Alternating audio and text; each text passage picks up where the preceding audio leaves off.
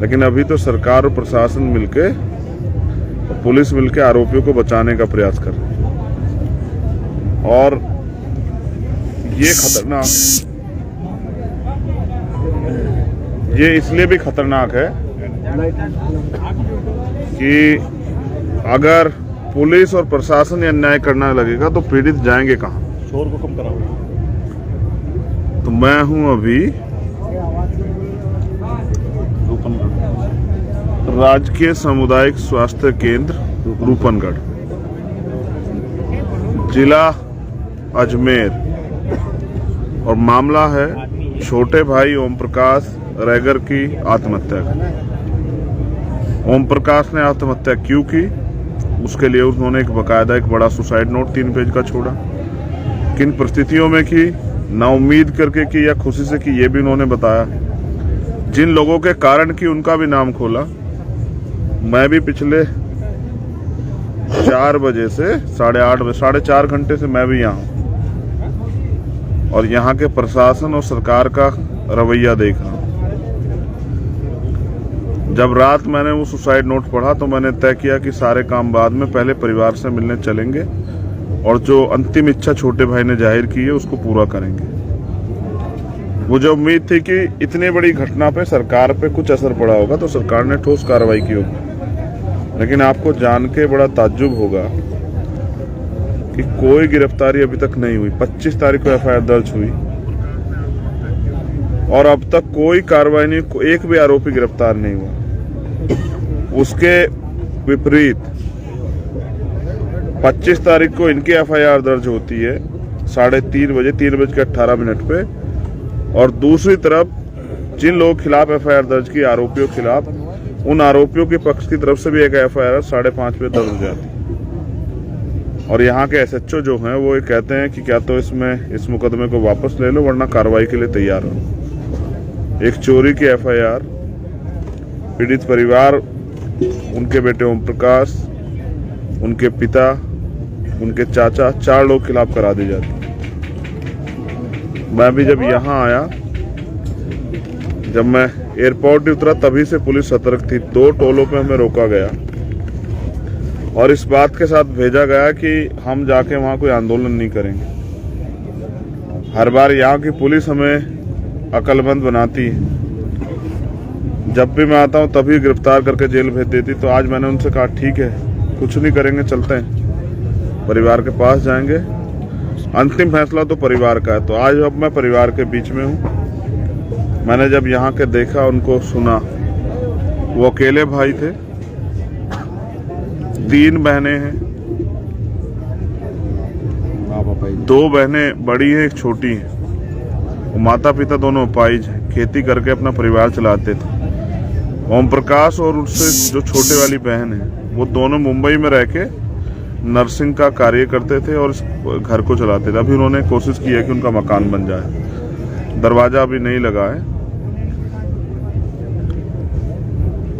सबसे बड़ी बात जो समझनी चाहिए, ओम प्रकाश ने ये कदम उठाया क्यों, जबकि मैं इस कदम का समर्थन नहीं करता हूँ। कदम इसलिए उठाया क्योंकि हर बेटे के लिए उसका पिता हीरो होता। मैं तो अपने पिता के सपने को पूरा करने के लिए मैंने अपना कैरियर, और जो मैं पढ़ने के लिए अमेरिका जा रहा था मैंने उसको चेंज किया। तो ओम प्रकाश एक पढ़ा लिखा समझदार युवा था। 1 अक्टूबर को ही वो यहाँ आया मुंबई से काम करता हुआ, और जब उसने ये देखा कि उसके पिता के साथ मारपीट हुई सरेआम, उनको जलील किया गया, अपमानित किया गया, तो उसने कानून का, संविधान को मानने वाला, उसने अपने नोट में भी लिखा कि संविधान को पढ़ के मैंने न्याय की लड़ाई लड़ने का प्रयास किया। उसने सुसाइड नोट में भी बात लिखी थी। वो थाने गया एप्लीकेशन देने, पुलिस ने एफआईआर दर्ज नहीं की। यहाँ के मुख्यमंत्री कहते हैं कि शेड्यूल कास्ट SC एक्ट का SC कोई मुकदमा उसको दर्ज करना है, लेकिन उस दिन मुकदमा दर्ज नहीं हुआ। वो पढ़ा लिखा था और सम्मान की वैल्यू समझता था, इसलिए वो दोबारा नेक्स्ट डे गया और उसने मुकदमा दर्ज करने की मांग की। और उसने कहा अगर आप नहीं दर्ज करोगे तो हम सीनियर अधिकारियों के पास जाएंगे और हम कोर्ट जाएंगे। तब एफआईआर दर्ज हुई, लेकिन जैसा मैंने बताया उसके 2 घंटे बाद उनके खिलाफ भी मुकदमा दर्ज हुआ और लगातार उस पर दबाव बनाया जाता कि मुकदमा वापस लो वरना तुम्हें जेल भेज दिया जाए। तो जैसे मैंने कहा कि उनके पिता उनके लिए हीरो थे, और अपने हीरो को बेइज्जत होते, जलील होते उस बेटे ने देखा। और फिर न्याय भी नहीं हो रहा है। 25 तारीख से लेके कल तारीख थी 1 नवंबर, कोई कार्रवाई नहीं हुई और ये वो बर्दाश्त नहीं कर पाया और उसने सुसाइड नोट लिखा और उसने सुसाइड कर लिया। वो हम सैकड़ों लोगों को, लाखों लोगों को जगा गया कि अन्याय करने वाले से अन्याय सहने वाला ज्यादा दोषी होता है। जो लोग अन्याय सह रहे हैं उनके लिए मिसाल है। लेकिन मैंने फिर कहा कि मैं इस कदम को सही नहीं मानता। लेकिन उसने जो सुसाइड नोट में मेरे लिए छोड़ा था, मैं कल मध्य प्रदेश में था और मैं खाकी जो हमारा सम्मान है देश का, उसकी जो कारगुजारी है उस पर मैं कल वहां भी बोल रहा था कि अगर पुलिस सरकार के हिसाब से ही, ताकतवर लोगों के हिसाब से ही, सामंतों के हिसाब से ही काम करेगी तो गरीब आदमी न्याय के लिए कहां जाएगा। तो मैंने कल भी वहां की पुलिस को कहा कि एक काम कीजिए, खाकी उतार दीजिए, इसका जनता सम्मान उस पर विश्वास करती, खादी पहन लीजिए और नेता बन के आइए तो जनता आपको सबक सिखाएगी। और यहाँ भी हालात ऐसे ही। अगर एसएचओ ने समय पे कार्रवाई की होती, एसएचओ ताकतवर लोगों के से रुपए लेके शांत ना बैठा होता, इनके खिलाफ उल्टा कार्रवाई न करा होता, तो शायद आज ओम प्रकाश हमारे बीच होते। इसलिए हम लोगों ने मांग की है कि उस एसएचओ पे और उस सीओ पे, जिसके ऊपर जांच की जिम्मेदारी थी और वो आरोपी घर बैठ के चाय और नाश्ता करता और उल्टा ओम प्रकाश उसके पापा को धमकाता है। यानी कि वो अपने कार्य के प्रति भी लापरवाह, अपनी पावर का मिसयूज कर रहे हैं। उनके पास अगर मुकदमा लिखने का अधिकार है, धारा लगाने का अधिकार है, तो क्या पीड़ितों को ही मारने का काम करोगे? तो जिन्होंने अपनी पावर का मिसयूज किया उस एसएचओ सीओ खिलाफ भी हमने लिख के दिया कि उनके खिलाफ एफआईआर दर्ज हो। और वो सरपंच, वो पैसे वाला व्यक्ति जिसके ताकत के दम पे कानूनी कार्रवाई नहीं दी, उसके खिलाफ भी हमने मुकदमा दर्ज करा है। अभी हमारी बहुत सारी मांगे जो है बाकी, लेकिन सबसे आवश्यक मांग यहाँ के मुख्यमंत्री से, मैं तो ये समझता था वो पिछड़े वर्ग से आते हैं तो कम से कम दलितों की, आदिवासियों की, पिछड़ों के दर्द को समझते होंगे। लेकिन एक सिंगल शब्द भी नहीं कह पाए। एक नौजवान ने अपना जीवन खत्म कर लिया, उनकी सरकार में न्याय नहीं हुआ, उनकी पुलिस, उनके प्रशासन ने न्याय नहीं किया। एक सिंगल लाइन का ट्वीट नहीं कर पाए, वो एक बात नहीं कह पाए। वो यहीं थे कल, लेकिन उनको एहसास नहीं कि जिनकी वोटों पे बने हो उनके न्याय की लड़ाई को कौन लड़ेगा, उनको न्याय कैसे मिलेगा। आपके पुलिस और प्रशासन के लोग अगर तानाशाही करेंगे तो न्याय कैसे होगा। तो अभी तक वो एसएचओ सस्पेंड नहीं हुआ। ये बात हमें तब पता लगी जब हमने उस मुकदमे को दर्ज कराने के लिए एप्लीकेशन दी। तो मुकदमा लिखेगा कौन, तो पता लगा थाना अध्यक्ष अभी वही हैं। जिस एसएचओ ने उस समय कार्रवाई नहीं करी वो आज क्या न्याय देगा। इसलिए वो सीईओ और एसएचओ अभी भी अपनी कुर्सी पे है। तो मैं समझता हूँ न्याय नहीं हो सकता। तो अभी भी मैं उम्मीद करता हूँ कि सोए हुए मुख्यमंत्री जागेंगे। मैंने उनकी यहाँ फोटो लगी है, मैंने पानी से उनकी आंखें धोने का प्रयास किया कि उनकी आंखें खुल जाएं, उनके प्रदेश में क्या हो रहा है। और अगर हम संघर्ष करेंगे, मोर्चेबंदी करेंगे तो रोने लग जाएंगे इनके यहाँ से लेकर दिल्ली तक के नेता और कहेंगे कि बताइए विपक्ष के खिलाफ ही चंद्रशेखर आंदोलन कर रहे हैं। तो मैं जानना चाहता हूँ, यहाँ विपक्ष में यहाँ तो सरकार है, आप पूरे देश में हल्ला मचाते हैं कि लोकतंत्र की हत्या हो रही, तो आपकी सरकार में क्या हो रहा है। अगर हम लोग यहाँ 4-4.5 घंटे से बैठे हैं, पीड़ित 30 घंटे होंगे बॉडी को, डेड बॉडी को, अभी तक जो है सरकार की आंख नहीं खुली। अभी तक जो है इन 3 बच्चों का क्या होगा, उनके विकलांग पिता माँ का क्या होगा, इस पे सरकार ने एक शब्द नहीं बोला। सरकार का कोई कैबिनेट मिनिस्टर, सरकार का कोई नेता यहाँ नहीं आया। और तो छोड़िए, जो मजबूत विपक्ष है यहाँ, भारतीय जनता पार्टी, दलितों को तो उनसे भी नफरत है। या ये कहे कि बीजेपी के लोग भी दलितों के मुद्दों पर नहीं घुसते। ऐसा ही हमने इंद्र मेघवाल के केस में देखा, ऐसा ही हमने जितेंद्र मेघवाल के केस में देखा, ऐसा ही और जो है एक मामला जिसको फांसी पर लटका उस केस में हम देखा। उनकी तरफ से भी एक सिंगल स्टेटमेंट नहीं है और उनका भी कोई नेता इनके दुख दर्द को सुनने नहीं आया। कुछ लोगों को तकलीफ होती है बार बार, जो यहाँ राजनीतिक लोग हैं उनको तकलीफ होती है मेरे आने से। मैं यहाँ इसलिए आता हूँ क्योंकि यहाँ के लोगों को मेरे ऊपर भरोसा है और वो उम्मीद के रूप में भीम आर्मी को देखते हैं कि भीम आर्मी के लोग आएंगे तो न्याय। और यहाँ भी इस घटना में सबसे पहले लड़ने वाले भीम आर्मी के लोग थे। और ये वो लोग हैं जो इस समाज के दर्द को अपना समझते, क्योंकि इन्हीं में से कुछ लोग हैं जो इस समाज की लड़ाई को लड़ने के लिए अपना घर बार छोड़ के निकले। तो मैं सरकार से मांग करता हूं कि सबसे पहले एसएचओ सीओ को निलंबित किया जाए और फिर जो है इस घटना की सीबीआई जांच हो, क्योंकि ताकतवर लोगों के आगे कानून हार गया है। ये शर्म आनी चाहिए मुख्यमंत्री को और उनकी सरकार को। ताकतवर लोगों के चौखटों पे न्याय ने दम तोड़ दिया है। इसलिए मैं चाहता हूं इस घटना की सीबीआई जांच हो। और जो मांगे हमारी ये हैं कि दोषी अधिकारी जो है, जो मुलजिम है, उनके खिलाफ हत्या का जो है मुकदमा दर्ज होकर उनकी गिरफ्तारी हो। पीड़ित परिवार को, क्योंकि 3 बच्चे हैं, इनका घर कैसे चलेगा, इसलिए एक पढ़ी हुई बच्ची हमारी है, हमने मांग की है कि उसको एक शासकीय नौकरी जो है सरकार दे। जैसे वो आपने दी ना, हमने तो पहले भी कहा कई मामलों में कि आप दूसरों को देते हो, हमें परहेज नहीं, लेकिन हमारे साथ दोहरापन क्यों? आपने दी है ना उदयपुर में, तो इस परिवार के आंसू कौन पूछेगा? आप तो इस प्रदेश के गार्जियन है मुख्यमंत्री जी। तो ऐसे आंख बंद करके काम नहीं चलेगा, ऐसे चुप रह के समझते हुए काम नहीं चलेगा। तो हमारी मांग है इस बच्ची को या इस परिवार के किसी और व्यक्ति को एक सरकारी नौकरी दी जाए। पीड़ित परिवार की कम से कम 50 लाख रुपए की सरकारी जो है मदद की जाए। और ये ताकत मुख्यमंत्री ने दी है ना उदयपुर में, ये भी तो जो है हत्या है। वो मरने के लिए वो भरोसे था आपकी सरकार के, और आपकी सरकार और आपके अधिकारियों ने उसको मरने के लिए मजबूर किया। आप भी दोषी, आपकी सरकार भी दोषी, आपके प्रशासन के अधिकारी, आपके पुलिस के अधिकारी भी दोषी। तो इसलिए इस परिवार को तत्काल प्रभाव से 50 लाख रुपए की आर्थिक मदद की जाए।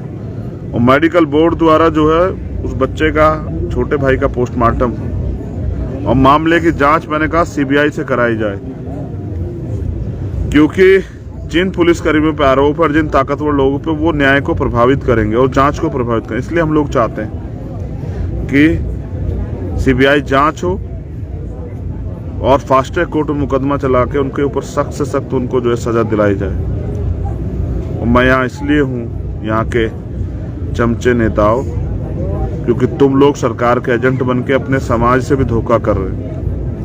तुम लोग यहाँ रहने वाले शेड्यूल कास्ट को जातीय महासभाओं में बांट के इनको एकजुट नहीं होने दे रहे हो, और इसलिए ये गुलाम मोहताज बन के इस प्रदेश में जो है ना जानवरों जैसा जीवन जीने के लिए मजबूर है।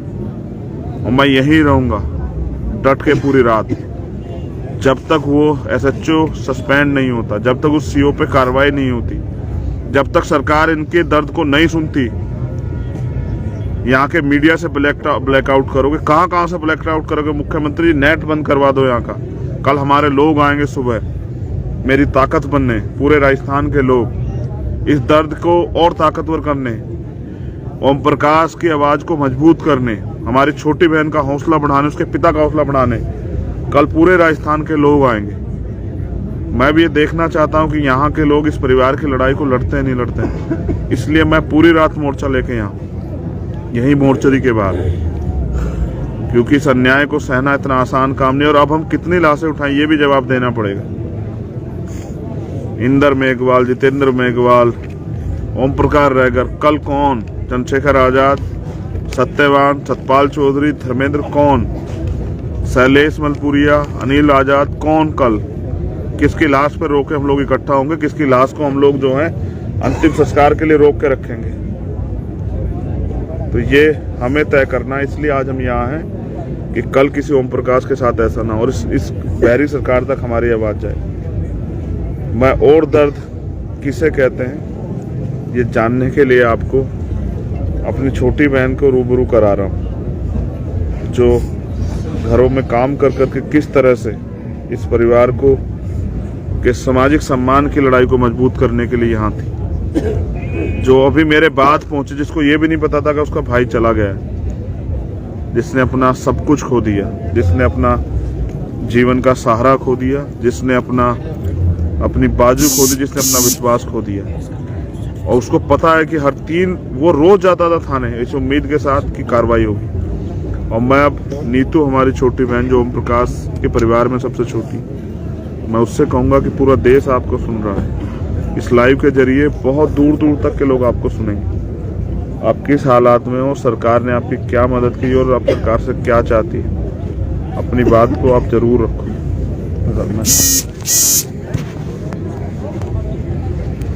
घुमा दो।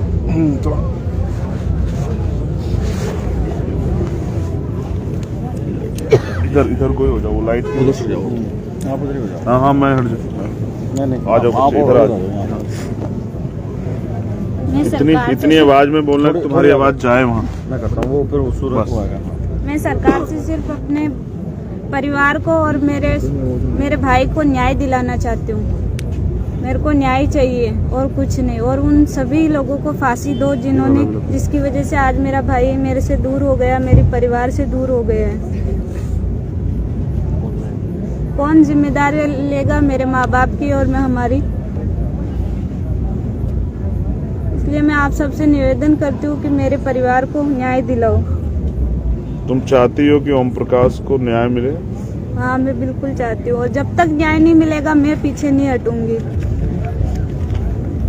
ये जो लड़ाई चाहे है, मेरे को खुद को क्यों ना मरना पड़े, लेकिन मैं मेरे भाई को न्याय दिलाए पहले मैं पीछे नहीं हटूंगी। ओम प्रकाश से तुम्हारी बात हुई? कल परसों रात को हुई थी। उसने बोला था कि इधर कोई कार्रवाई नहीं कर रहे नीतू, तो मैं हाई कोर्ट जाऊंगा। उसके बाद मेरी बात नहीं, मैंने कहा ठीक है हाई कोर्ट चले जाना तुम और अंकल। कैसा एहसास है जब तुमने भाई खो दिया? मेरा तो क्या बताऊं अभी, एक वही था हमारे परिवार में, वही हमें छोड़ के चला गया, तो अभी क्या हमारी जिंदगी है। मैं ये समझता हूँ कि इस सरकार से न्याय की उम्मीद कम है, इसलिए मैं समझता हूँ मैं पहली बार ऐसा कदम उठाऊंगा। मैंने आज तक कभी किसी के लिए मदद की मांग नहीं की। पहले भी सरकार से प्रयास करेंगे कि वो हम इन परिवार की मदद नहीं करेगी, तो मैं पहली बार इनकी मदद के लिए आपसे अपील करूंगा कि ये 3 महीने इनके पिताजी, इनकी माँ, और वो कह रही है कि उनका भाई चला गया, लेकिन हम सब लोग भाई उनके साथ हैं। मैं मांग करूंगा पहली बार कि समाज के लोग इनकी बढ़ चढ़ के मदद करें, क्योंकि ये लड़ाई आसान नहीं है। उनको जब तक 4 दिन में लोग चले जाएंगे, 10 दिन में इनके रिश्तेदार भी इनका साथ छोड़ देंगे, कोई नहीं आएगा। मैं तो इस हालात को जानता हूँ। जब मैं कल मध्य प्रदेश था तब भी मैं सोच रहा था दमोह में, वो परिवार के लोग भी चीख चिल्ला रहे थे। सरकारें सुनती नहीं है, चाहे भाजपा या कांग्रेस, सत्ता के चरित्र बिल्कुल एक जैसे। जिनकी सरकार होती है वो घटनाक्रम को छिपाने के लिए बहुत प्रयास करते हैं, और तमाम तरह के प्रयास अब भी जारी रहें किस तरह परिवार टूट जाए। इसको टूटने नहीं देना है। और मैं राजस्थान वासियों से अपील करूंगा कि इन जातीय महासभाओं को घर में रखो। बाबा साहब हमें वर्ग बना के गए, शेड्यूल कास्ट। अगर आप में के खून में जरा सा भी उबाल है, अगर आपको जरा सी भी तकलीफ, तो एक दूसरे का हाथ पकड़िए। अभी तो महासभा हुई थी ना एक, आज उसी समाज को अन्याय के साथ जब अन्याय हुआ तो मुख्यमंत्री के मुंह से आवाज नहीं निकल रही। गुलामी बंद करो यार, तुम खुद ताकतवर हो, अपनी ताकत को नेताओं के भरोसे मत छोड़ो। अगर छोड़ोगे तो फिर ये नीतू यहाँ बैठ के रोएगी, चिल्लाएगी, और ओम प्रकाश बलि चढ़ जाएगा इस व्यवस्था की, सरकारों की। इसलिए मैं आपसे अपील कर रहा हूँ कि कल इसकी ताकत बनने के लिए आना सुबह। भाई अपनी जान देके इतना न्याय मांगेंगे आखिर में। आज मेरा भाई मांगा, कल दूसरा कोई अगर उसको न्याय नहीं मिलेगा तो ऐसा ही करेगा। मैं फिर कह रहा हूँ, ये लोकतंत्र है, यहाँ सरों की कीमत है। आपको ताकतवर बन के आप इस लड़ाई को जीत सकते हो। आज आप देखो ये परिवार क्या महसूस कर रहा है। मैं इसलिए आपसे अपील करता हूँ कि सुबह आपकी एकता, दिन निकलेगा, इधर सूरज निकलेगा, इधर इनके चेहरों पे भी चमक आनी चाहिए आपकी ताकत देख के। कल एहसास होना चाहिए अजमेर को और तहसील रूपनगढ़ को एहसास होना चाहिए कि हम अब बटने वाले नहीं, और हम अपनी ताकत का प्रदर्शन जो है कल करेंगे। मैं चाहता हूँ उससे पहले बहरी सरकार जाग जाए और जो हमारी मांगे उन पर काम करें। जो लोग इससे जुड़े, मैं उनसे अपील करूंगा कि वो उसको शेयर करें और पूरे सब जगह तक ये बात पहुंचाएं। और राजस्थान के साथियों कल इंतजार करूंगा सुबह। हम लोग यहीं खड़े हैं डट के। जब तक इस परिवार को न्याय नहीं मिलता तब तक ये लड़ाई जारी रहेगी। जय भीम, जय भारत, जय मंडल, जय जोहार, जय संविधान। आप सभी के लिए मंगल कामना, उस परिवार के लिए आदरांजलि, ओम प्रकाश के लिए आदरांजलि। उस परिवार को तथागत महामानव बुद्ध जो हैं दुख सहने की क्षमता प्रदान करे। प्रकृति इनको ताकत दे। हमारी छोटी बहन को कि वो इस लड़ाई को दमखम से लड़े और आरोपियों को सजा मिले। कल आपसे मुलाकात। जय भीम।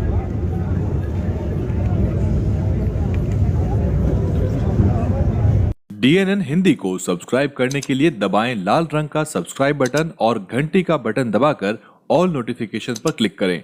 चैनल को जिंदा रखने के लिए नीले रंग का ज्वाइन बटन दबाकर चैनल को आर्थिक सहयोग करें।